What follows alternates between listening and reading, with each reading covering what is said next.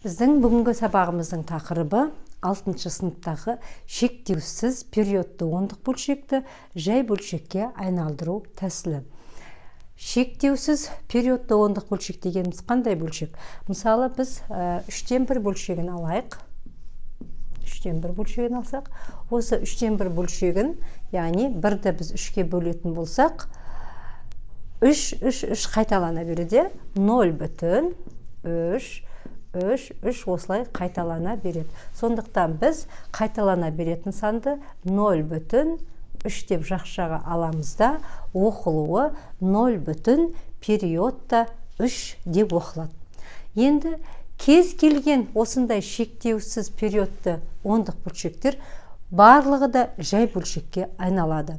Қазір біз мысал қарастырайық. Бірінші 3,1 периодта 6 бөлшегін қарастырайық. Осы бөлшекті қалай жай бөлшекке айналдырамыз? Тең қояйық. Енді бізде бүтін бөлігі 3, сондықтан 3-ті жазып аламыз. Бөлшек сызығын сызамыз. Содан кейін мына нәрсені мұқият қарап отырайық. Жақшаның ішінде неге қараймыз? Жақшаның ішінде қанша сан болса, сонша 9-ды бөлшектің бөліміне жазамыз.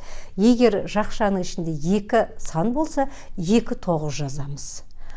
Біздің жағдайымызда 1 сан, сондықтан 1 9 жазып тұрмыз. Екінші, үтірменен, яғни бүтін бөлікпен жақшаның арасында қанша сан болса, сонша 0 жазамыз. Біздің жағдайымызда тағы да 1 сан бар, сондықтан біз 1 0 жаздық. Енді бөлшектің алымына кірісеміз. Бөлшектің алымын бұлай жасаймыз. Мына санды толық оқимыз. Неге мен белгілеп қояйын бұлай? Мына санды толық оқимыз. Сонда бізде 16 болады. 16. Осыдан азайтамыз. Біздегі үтірмен бөлшектің үтірменен мына жақшаның арасындағы санды азайтамыз. Демек, біз 16-дан алып тастаймыз. 1-ді. Сонда бізде 3,90-нан 15 деген сан шықты. Енді 90 мен 15 енді бізде қысқарады ғой. Сондықтан 3,90-ны 15-ке бөлсек, 15-ке 1-ден 90-ға 6-дан келеді. Сонда 3,6-дан 1. Демек, біздің бөлшегіміз 3,6-дан 1 деген бөлшек түрінде келді. Егер калькулятормен 1-ді 6-ға бөлсеңіздер, ана 3,5-ден тұрады ғой тұрақты түрде. 1 шығатта, сосын 6 периодта қайталанады. Енді осы шектеусіз периодты ондық бөлшекпенен кәдімгі жай бөлшекті араластырып бізде есеп береді. ОБТ-да да келеді, басқа сыныптарда да кездеседі. Енді сол есепке бір мысал қарастырайық. Айталық, 5-тен 3 бөлшегіне қосайық біз 3,5 периодта 27 деген санды алайық. Енді 5-тен 3 жай бөлшегіміз, ал оған қосайын деп тұрған санымыз 3,127 шектеусіз периодты ондық бөлшек. Сондықтан біз 3,127 шектеусіз ондық бөлшегімізді мына жаққа бөліп алайық та жазып қояйық. 3,127 периодта тең.